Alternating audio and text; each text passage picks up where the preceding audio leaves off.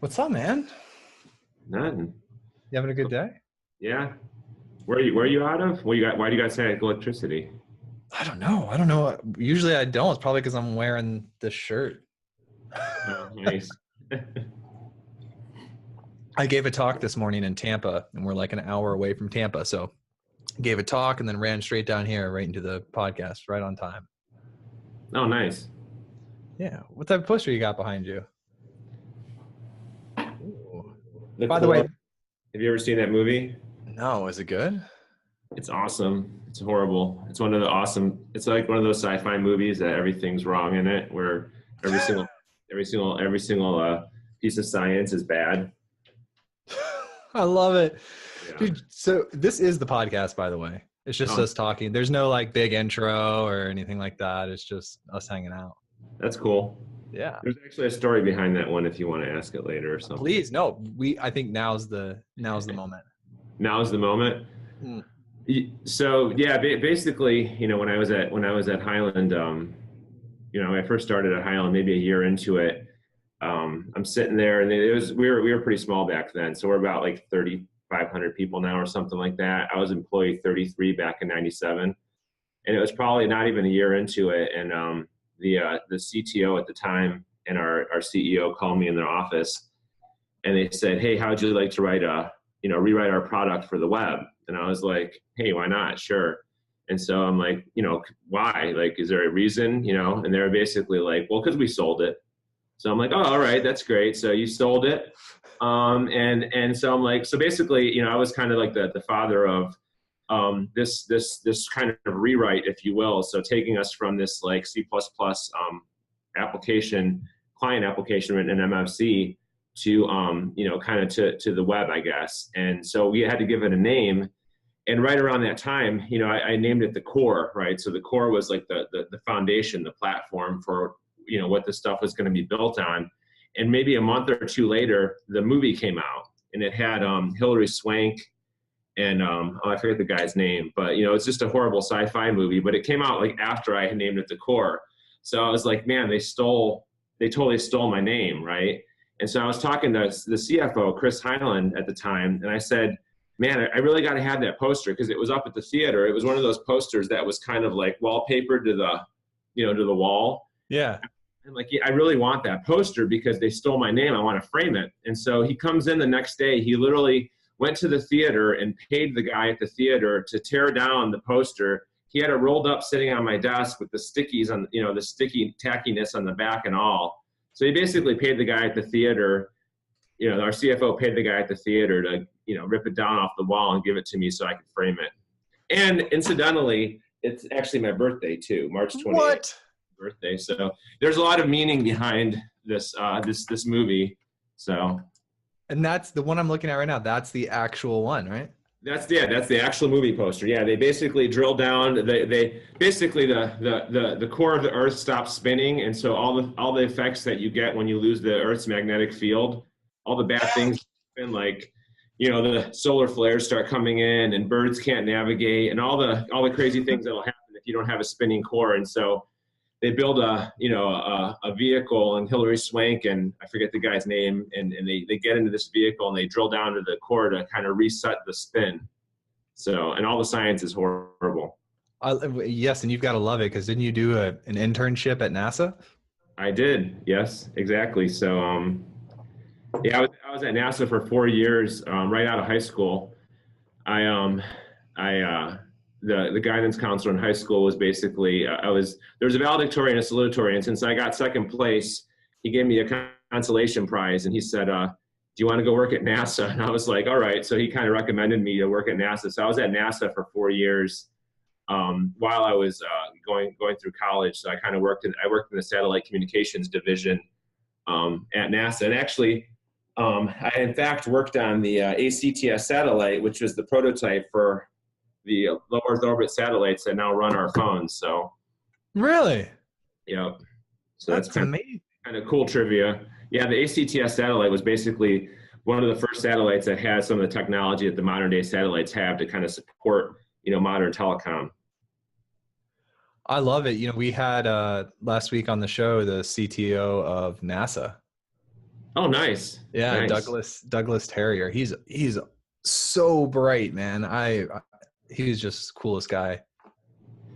Yeah, no, at NASA, it was a fun time. It turns out, as I was graduating, college, I didn't really want to work for the government, so it's definitely a cool place to be. But I kind of wanted to get into some private industry, so that's kind of why I left. Right, pretty much on my literally the last. I was at. I'm trying to think that my last week there, I came and I left lunch on Wednesday, and then I went interviewed at Hyland during lunch, and they offered me a job on the spot, and I drove back to NASA, and I said, I'm quitting. My last day is Friday, and I started the next Monday. So my cycle time was like a couple days on that one. And you've been there since. It's like 20 years.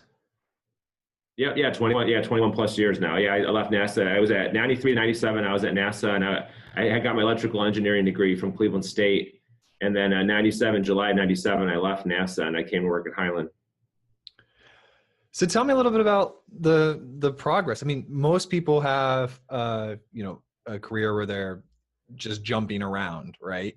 But you've managed to stay there. Now I saw also that it's like workplace 100 best places to work and things like that. Like I want some insight into your process and how things evolved.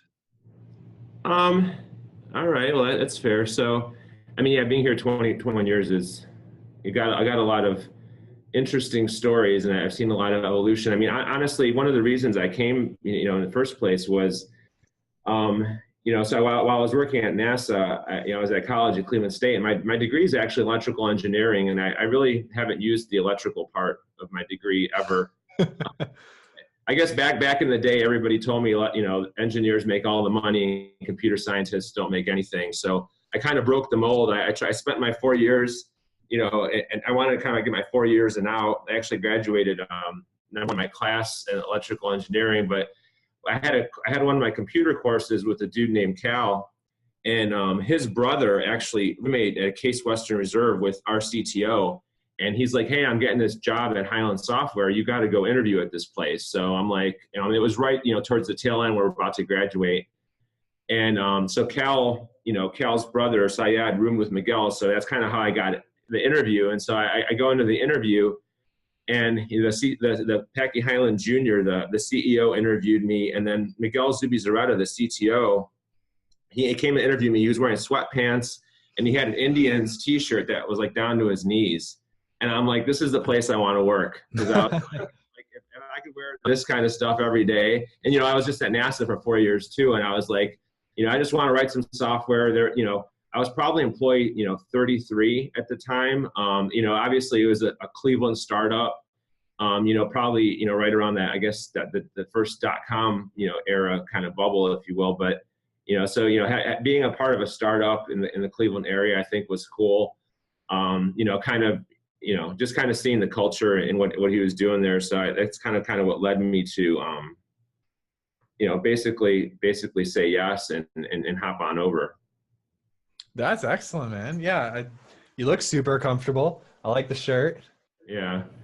And like I said, over the last 21 years, it's pretty much, I pretty much dressed like this. I looked younger, but I probably clothes 21 years ago. So the culture really hasn't changed really all that much. I mean, we've grown a lot. We've had a lot of acquisitions. We do sales. Everything's grown, but honestly, like the kind of culture and the type of people that we hire for are pretty much the same as when I was hired. So that's what I kind of like about it, and it's been pretty much the same for the last 21 years in that respect.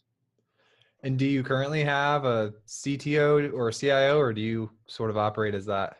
So kind of how we're structured. So up until recently, our CTO actually retired a few years ago. So the guy that hired me, Miguel Zubizarreta, our CTO at the time, he retired a couple of years ago, and we kind of reorganized. And so over those 21 years, I started out in development, obviously, and I was a programmer. And then I was actually one of the first managers, I guess, because we had a vice president, but I was kind of one of the first managers. And then a couple of years later, we created some associate vice president positions. So I was actually associate vice president for quite some time. And then recently we kind of reorganized. so when our CTO left, we kind of retired the title with him, I suppose, and his replacement, if you will, was our Chief Product and Strategy Officer, Brenda Kirk, and she actually grew up at Hyland for a while too. She's been here like 18 years, and she she came from a sales and strategy background. So the creation of the Chief Software Architect role underneath strategy essentially was kind of like the functional arm of technology. So I'm kind of functionally the CTO, but I think that the Chief Software Architect title, it's a VP level position, but it kind of suits me better because I'm not really like a good front person, not a front man, I guess, if you will. So that CTO kind of front man style. I kind of like consider myself the shadow government, and structure and all. So I kind of like living in the shadows and making sure that everything that's required to kind of support the technology is there. But yeah, I pretty much operate as that kind of functional CTO role. Excellent. How large is the organization? So yeah, Hyland itself is, I don't even know the number, 3,000 plus, maybe 3,500. R&D, so we pretty much doubled our size in the last, I want to say 2 to 3 years. We had 2 rather large acquisitions in the last couple of years. We've acquired a number of companies in the past, I think going on 10 years now, but in the last 2 to 3 years, the acquisitions almost doubled our size. So our R&D organization almost doubled as well. So I think we're somewhere around 1,000 people in R&D, and that includes QA and developers and whatnot, all the different roles that you have in R&D, the Scrum Masters. Actually, the product owners report up through product management, but the Scrum Masters are considered R&D. So we have pretty much 1,000 people in that organization. And so the way that we're organized, to go get a little bit more detail there, I guess. So as part of that, when we reorganized, the Chief Software, there's really 3, actually 4 vice president roles. There's a product management vice president, there's VP of engineering, and that's in charge of the actual day-to-day execution and creation of the production product. The operations vice president actually is in charge of providing all the supporting infrastructure that's required for the engineering and architecture to kind of operate.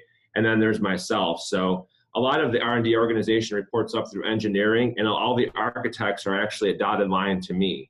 So we purposely embedded, as part of this reorg, we actually created a number of new architecture positions. So there's team level architects that operate at the Scrum team level.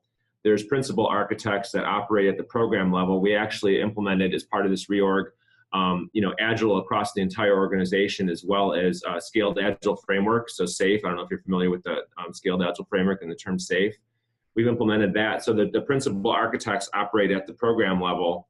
And then I actually have 4 enterprise architects that report directly through me. So that whole architecture organization is kind of a dotted line. So it's kind of, when I say shadow government, it's kind of that glue. They report into their respective teams and programs, but they kind of all align up through architecture. So the architecture is kind of the core of everything.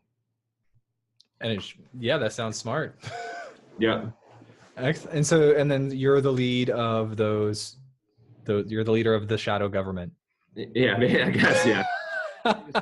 That way, maybe I get in trouble for that, but yeah, it's kind of how I look at it. I mean, it's really making sure that because I've been here 21 years, so I've seen a lot of the evolution of the software. Right, earlier I said I'm the father of the core, which is the first the first modern, I guess, platform, if you will, for the web.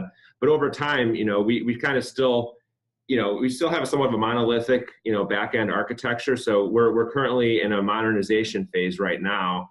And that was in part, kind of some of the motivation for some of this reorganization as well, is to basically take our software to the next level using, some more modern day technologies, essentially accomplishing a lot of the things that we've been doing, great for the last 21 years, but moving them more into, modern day kind of paradigms. And so I think, the architecture is kind of key to that, especially because we're in this formative phase. We're now kind of re-architecting a lot of this stuff. One of the tenets of our software, though, honestly, is over the last 21 years, our software is either hosted or on-prem, but one of our key tenets was, the software was upgradable, point and click configurable and point and click upgradable, version over version over version. So you could take a version of on-prem software that was maybe running that's 12, 13, 14 years ago and apply the current version, and it will upgrade, all the database tables and the whole monolith magically up until the current state, right? So that's kind of like the evolution, and up until, the last 18, 24 months, that's kind of where we're at. And now we're moving more towards, microservices and modern day, applications, et cetera. The whole content services, API economy kind of buzzwords. I love the buzzwords. But so give me a little context about the service, the value that Hyland brings to the world. Well, so traditionally, we're we were considered, if you look at the analysts speak, Gartner and Forrester and the other analysts, we're kind of in that enterprise content management space.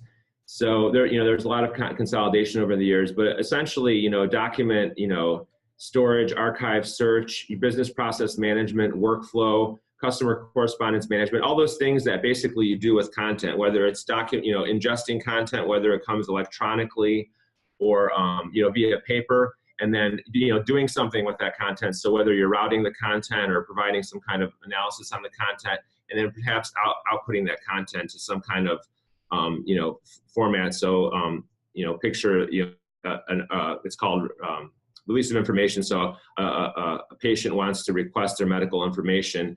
Our software goes ahead and communicates with all the different various systems and takes the content that is augmented by Hyland's products itself, and then creates that whole patient record, and then delivers that as as a printout or as content to somebody else. So essentially, that whole end-to-end content management. If the viewers are familiar with other people like Documentum, OpenText, those are people that were in our space. IBM FileNet. So when IBM bought FileNet, these are all the things that over the last 21 years kind of consolidated out. We're kind of in that leader quadrant now with Gartner. So we're up there with Microsoft, OpenText, and Hyland are really the three leaders right now. But you have people too, like Box is in there as an emerging technology, so they would be considered in that same space. They're in that same kind of category as we are. And Gartner recently re-envisioned that enterprise content management moniker, and they've moved it over to content services.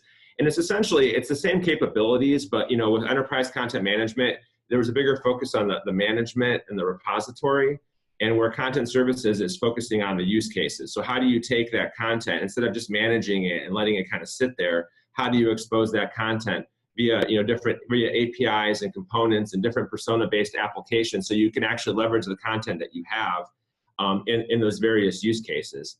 And you got things like, our software applies to, every industry. We literally have customers in literally every industry. We were big in healthcare now. So healthcare is actually one of our largest verticals, but, healthcare, insurance, government, commercial, construction, basically almost every vertical you can imagine, and all the back office functions for those as well. So things like HR, accounts receivable, accounts payable, contract, legal. So any department you can imagine within any vertical, we probably have some customers somewhere.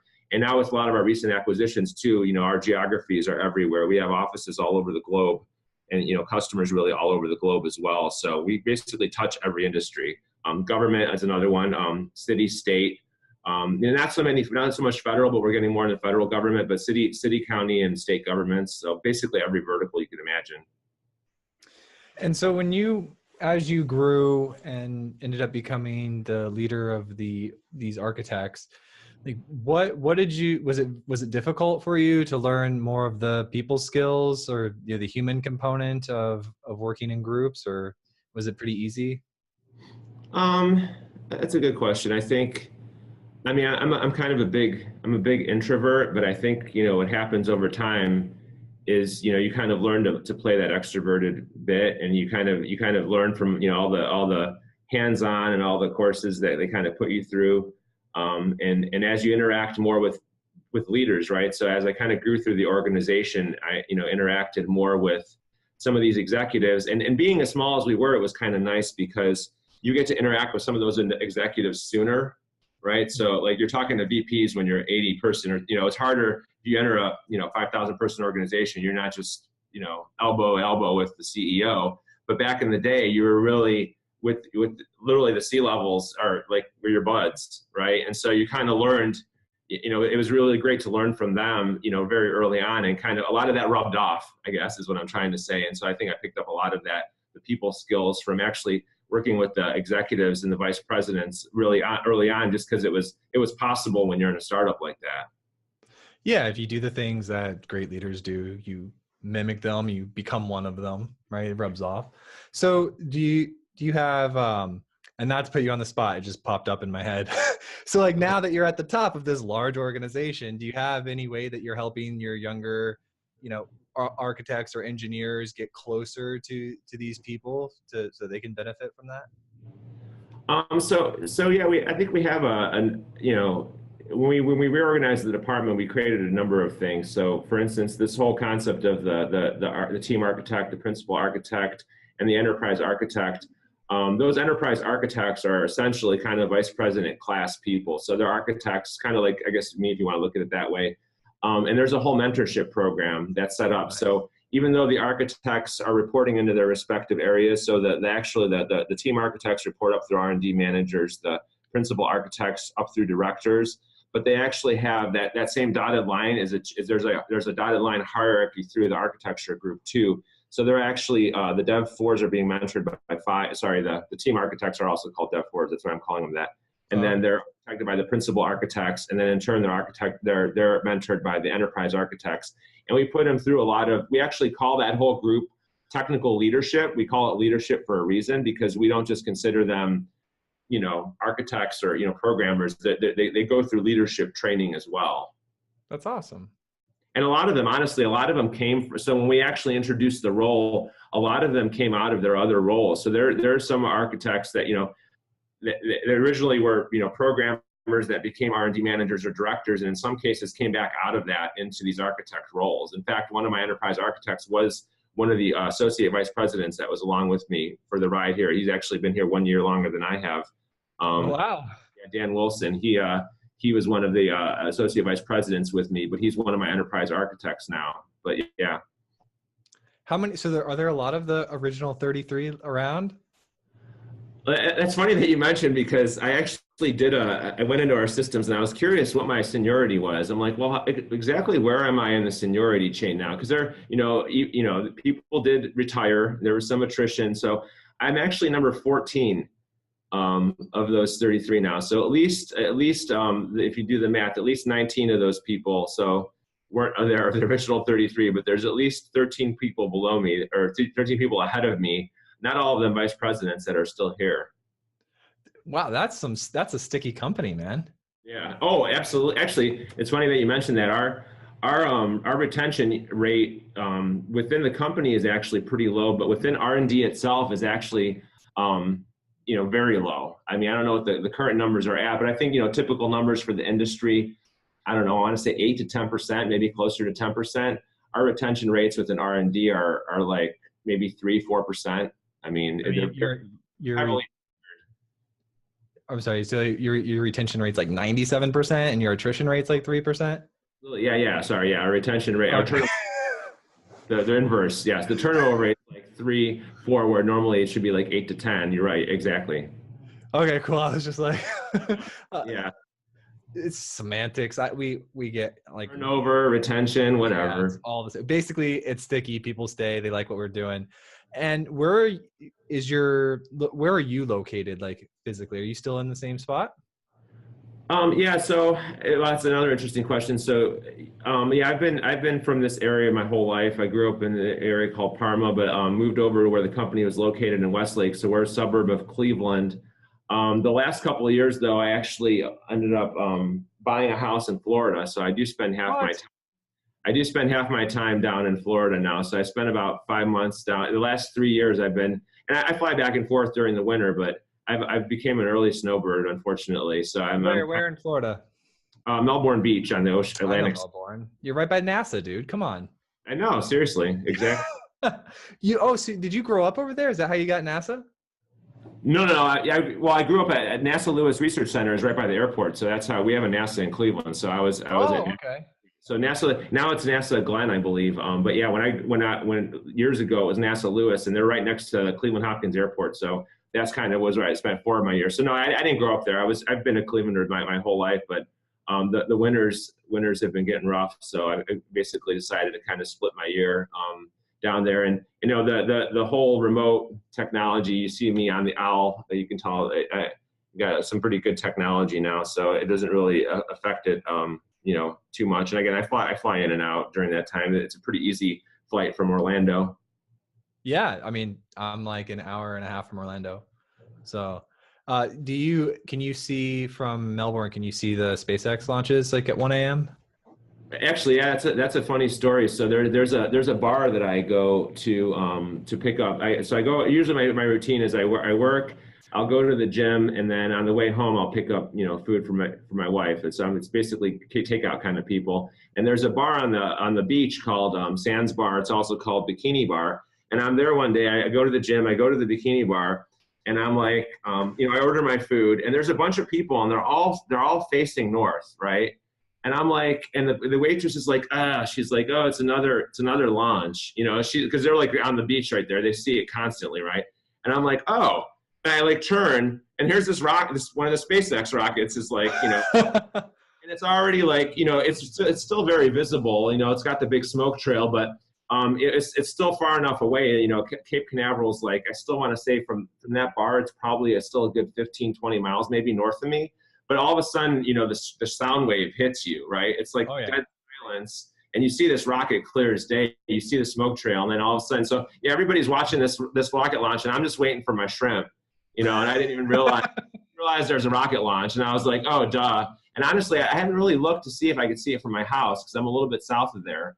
I'm actually 15 miles south on A1A. It's a quick drive. It's a 50 mile an hour. A1A is 50 miles an hour, but. I haven't actually seen if I can see the rockets from my house. I probably could.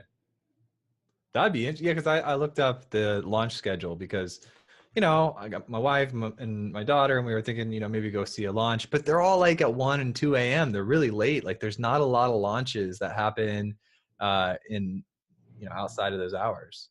Yeah, no. And my guess is I probably would end up seeing it. I mean, Florida's so flat, right? I should be able to see it if I stare up into the sky. So I think I'd probably be able to see it. I'll have to check on that. So I'm curious, you said that you took some like leadership training. That's how you improve for your leadership. And then of course your technical stuff, you're always having to stay sharp because everything's changing so fast. To some of the architects, maybe some younger architects, what advice would you give them about how you keep sharp in your role? Honestly, I think one of the best things you could do, and I do it to this day, and I almost have to do it at this point, is, I haven't programmed for a while, to be honest, ever since we reorganized, but I learn a lot through osmosis, and what that really means is you got to basically be around smart people and have people and ask questions and learn from them, right? I think once you get to a certain point, so I think like kind of early in your career, you take the technical things, right? But essentially after, 3 to 5 years of doing what you're doing, if you take the whole 10,000 hours makes you a master, right? If you think about 40-hour work weeks, 2,080 hours a week, a year, you're pretty much a master after 5 years. And at that point, you could really start, interfacing with other people, and you can start learning through that osmosis, because once you're a master at something, another piece of trivia, I'm actually a 3rd-degree black belt as well. Nice. And so, I mean, once you, I guess what I'm saying is once you know one martial art and you're a black belt in it, and you go to another studio and you want to learn a different style, it comes really easy, right? It's the same thing here. So you've learned the basics, and you're kind of now almost mastered. So you're 3 to 5 years in, and you could actually continue learning. Obviously, you're still gonna program, and you're gonna read books, and you're gonna attend conferences and stuff. But I think you can't really replace just talking to other people and learning via that osmosis, because that's how you get all those other experiences. Like I learn every day from my principal architects and even my team level architects, right? I can't program this stuff, and I don't see every technology that there is. But the second there's a term I don't know, or some new concept, I talk with them for 15, 20 minutes, and obviously I'm no expert on that concept, but I'm pretty good at, pretty conversational with it after that point, because, these things are all in the same, category of my knowledge, right? So. Yeah, well, you point out a good point. You remember the experiences you have. Like, you could read a lot of articles and textbook, you could read a lot of stuff, but when you actually engage with that human and you have that conversation about the thing you heard but you didn't know, that memory will stick with you for a long time, and it's much more usable. Oh, absolutely.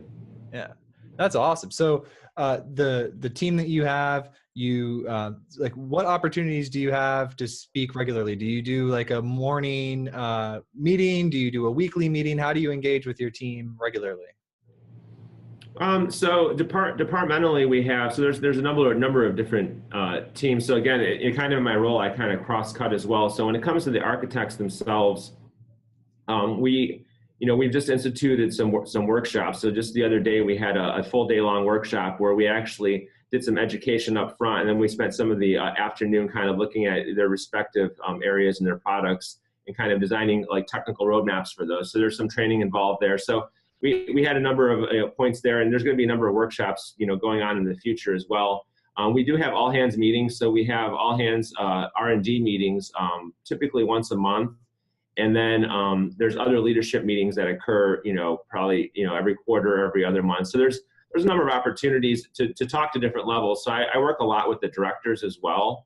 So, to make sure that, since the principal architects report up to them and they kind of own the actual execution of the programs, there's actual leadership meetings where I, have an opportunity to kind of work through the directors to kind of have them be that, extra eyes and ears over the whole architecture group to kind of help me out with that. So there's definitely a number of different leadership things. There's all hands meetings. There's these architectural workshops.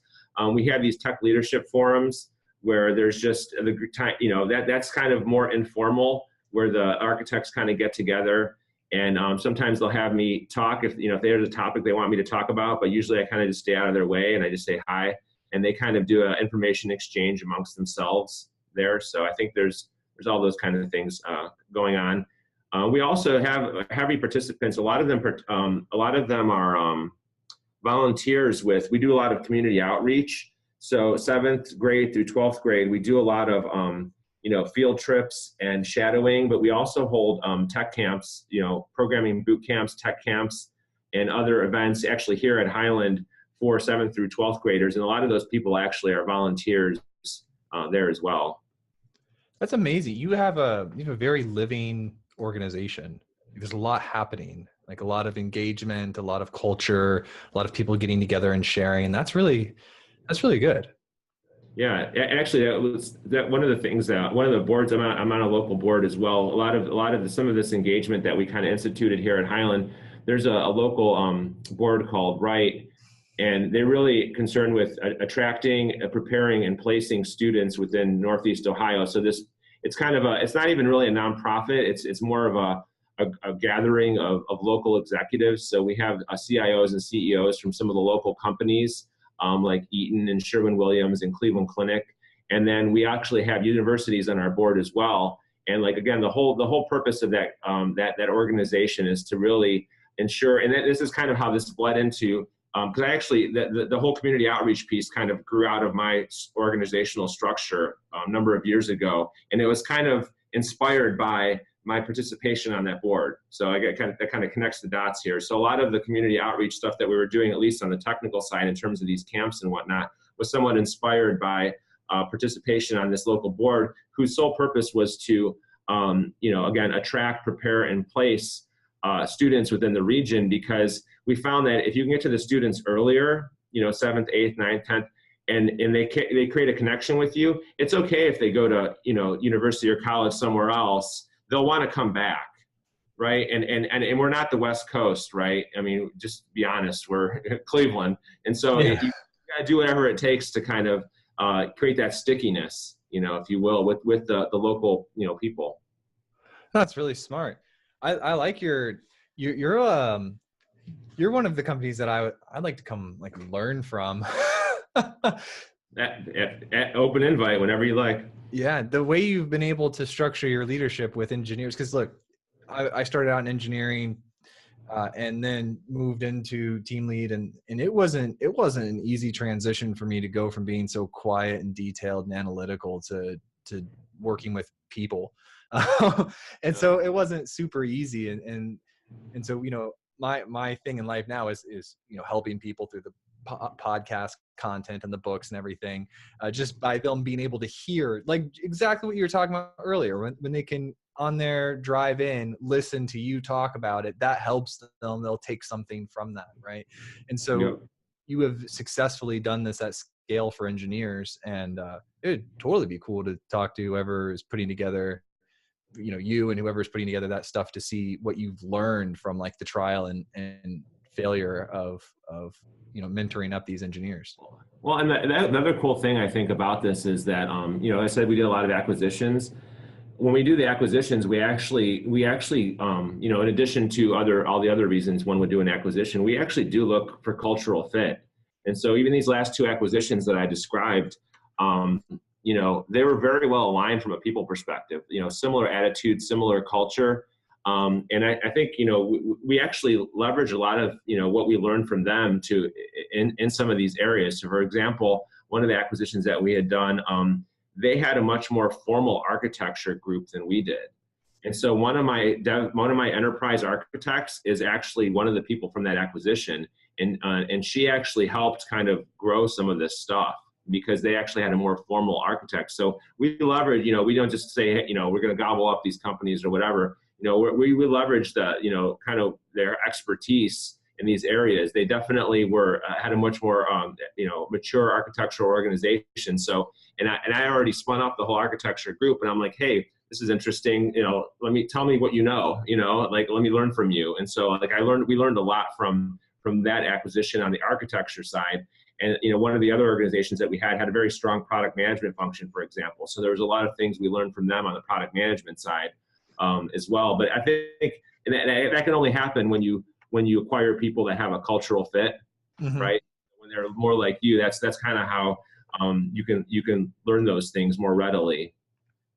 So in the acquisitions, learning and bringing these people together, you of course, you identify different strengths within different organizations, but the act of pulling them together at different times, is that all a pretty smooth process?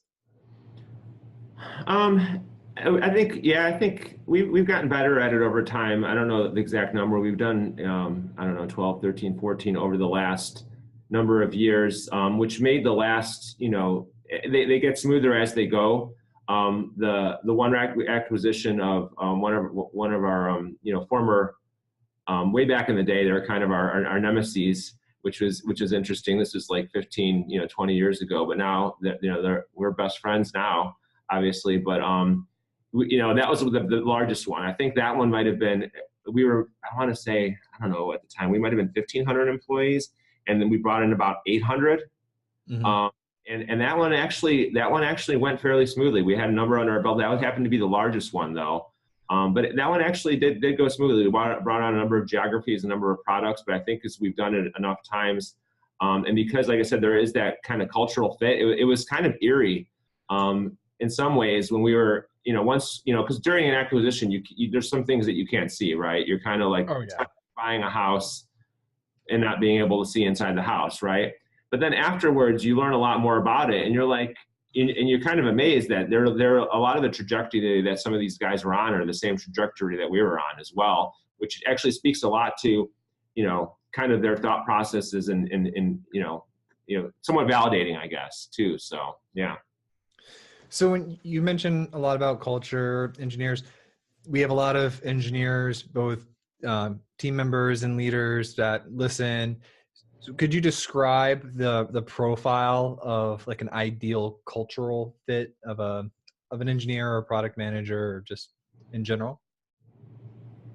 Well, I think the ideal profile is, I guess first and foremost, the attitude and the ability to kind of work with others. So there's certain things you can train, but you can't train attitude. I'm sure a lot of people on your show have at some point or another said that, but I think that the attitude and the ability to collaborate are two of the most important things. Just general,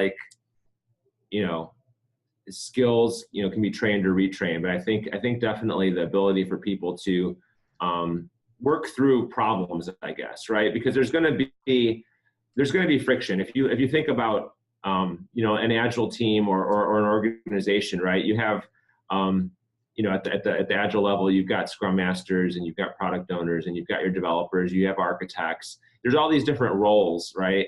And, when you're a startup and when you're smaller, you might not have all those roles necessarily because you're wearing many hats. But as you start growing, you break out into these roles. So you have individual product owners, scrum masters, developers, and they're wearing their own hats. And at some point, you're going to have, some kind of friction. And it comes down to the employee's ability to kind of work through that friction with each other, because it's going to happen, right? And even if you go one level up, if you think about it in terms of the scaled agile framework and SAFe, how we do it here at Hyland, we have directors and their counterparts would be like product managers, right? And so you have all these different roles that have to interact to actually kind of, create this product.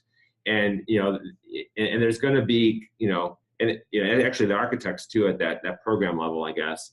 And there's going to be, times when they don't agree, right? Especially life, especially technical people, right? Everybody's got opinions. And even amongst the architects themselves, right? I think one of the biggest challenges that a lot of times they can work through. So once you get past those kind of people leadership things, there's still, it's still highly opinionated role, right? And you're now no longer an individual contributor. You're actually designing architectures that are used by the masses, right? But then if you're collaborating with other architects, they're going to have, varied opinions. So it comes down to their ability to actually, accept feedback and input from others and then synthesize that into something. And at times that requires compromise, right? Because there's no right answer. This is programming, right? There's 10 million, there's an infinite number of ways to program something and to architect something. There's no true right answer. And that's what I think a lot of people have to recognize too, is that, people that are trying to dig in their heels, for philosophically or, for a certain thing they believe in, there's never a right answer. It comes down to compromise. I like it. And that ultimately traces back to there's like core attitude. And then there's, you could train a little bit as far as like people who have good core attitude, but they tend to dig in their heels. You work a little bit on that. But yeah, I know what you mean. Like it's hard to describe, but when you're sitting there engaging with the person themselves, you can tell their general like consensus, like their general attitude and style. So yeah, that's a real good one. Actually, I think you're the first person who's ever said the words, "You can't train attitude." I'm gonna make a little quote thing from that. Oh, sweet. I love it. You win that award, Sam. Thank you. Excellent. So, all right. You created core, you've got massive amounts of respect there as a leader. Do you personally mentor any of the other leaders there? Well, yeah. So in addition to the, the enterprise architects that report directly to me, I have one-on-ones with some of the, not all of them, there's about 30 principal architects, but there are a number of principal architects that I mentor directly. And then I actually have one-on-ones with some of the directors and even a few of the R&D managers. In some of those cases, it's by request, but, right now, I guess I still have the bandwidth where I'm not saying no to some people. I guess eventually if, 200 people wanted one-on-ones with me, there's not enough time. But, I've been asked, for one-on-ones with people to kind of be their mentor, and I haven't said no yet. That's awesome. Dude, you're changing the world. You're changing their lives. Yeah, good. It feels good, doesn't it? Oh, absolutely. Yeah. I mean, like I said, I think a lot of what I learned, and I said this earlier, I learned a ton from, starting early on and being able to interact with some of the leaders that made Hyland what it is. And I just a lot of osmosis, right? I learned a lot from osmosis. I got a funny story. Like these things stick with you, right? So Packy Jr., I have a lot of, a lot of other funny stories I probably can't tell about Packy. He's retired. He was the founder and CEO, but he's retired since. But I remember, so me and Dan, the Dan Wilson, one of my enterprise architects, the guy that he actually predates me, we're in an elevator and in our old building, and Packy goes, this is, mind you, this is like, 1998 at this point, because it's still in our first building. And Packy goes, is there anything you guys need? And Dan Wilson says, we want 21-inch monitors. Now, by the way, flat screen, sorry, we want 21-inch flat screens. Now, nowadays, nobody thinks, oh, that's interesting, right? This is 1998. A 21-inch flat screen was $6,000. Yeah. in the elevator, Packy, just like that, Packy's like, you got it, right? He didn't know how much it cost, honestly. So Dan's go, we want 21-inch flat screens. Packy's like, yes. We get off the elevator. He literally, within a couple days, we've got 21-inch flat screens. And he's like, man, I wish I would have known how much these cost. Anyways, there were $6,000 a pop. And we had the first 21-inch, flat screen monitors. And they were like, I said, they were like $6,000. And Packy did it. Like, he kept his word. He asked us what we needed and we told him, and he, and then that sticks with you. Like, I mean, you can't not take that with you, No, that you bring up a very valid point. The way you create trust and respect is by say you're going to do something and then you follow through and you do it. And yeah, that's a great example of that. Yeah. Awesome, man. We did it. You and I together, we made a podcast. Awesome. How do you feel? This is great. This is actually my first I wasn't sure what to expect. This is actually my first podcast, if you can imagine. No, in honor of you, we were listening to some metal music prior to the podcast starting. It was a lot of fun. Oh, wonderful. That's great. I love it. Excellent. So I'll reach out to you next time I'm in the area up there. Maybe you happen to be there that part of the year, or maybe I go, if I'm going to see a rocket launch, I'll text you just to see if you happen. Sometimes the universe lines up like that, man. It's really weird. And if we have the chance to meet, that'd be awesome. Yeah, no, hey, no problem. I'm heading there soon. I'll be there for December through May. So if somehow you end up in that area, seriously, just text me. I'm working from home, so I got nothing better to do. Awesome, man.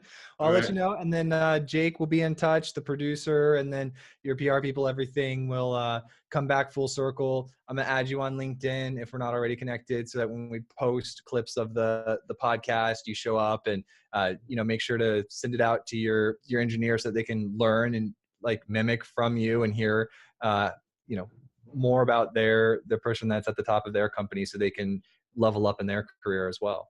Awesome. Yeah, sounds good. Awesome. Thank you so much, Sam. You have a great day.